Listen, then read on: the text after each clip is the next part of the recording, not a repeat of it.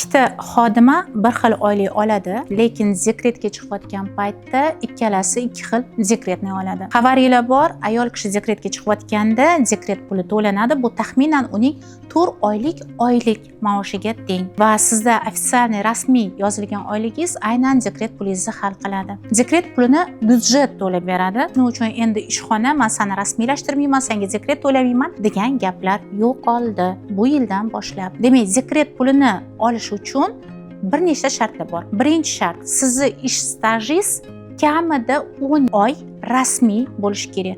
Agar 10 oydan oshsa ish stajingiz 2 yilgacha bo'ladigan bo'lsa, siz o'rtacha ish haqini 75% da dekret puli olasiz. Ya'ni 4 oylik oyligingizni 75%ni. Agar 2 yildan oshib 5 yilgacha bo'ladigan bo'lsa, 4 oylik oyligingizni 85% ni olasiz. Agar sizda 5 yildan oshiq ish staji bo'ladigan bo'lsa, rasmiy, unda 100% to'liq 4 oylik oyligingizni olasiz. Demak, siz rasmiy oyligingizni aniqlab olishingiz kerak. Agar konvertda olayotgan bo'lsangiz, bu sizni dekret pulingizni kamaytiradi. Ayollarga jo'natib qo'ying, chunki bu ularning qonuniy haqqi va bu albatta pul masalasida. Obuna bo'lib olsangiz, boshqa masalalarni ham ko'rib chiqamiz.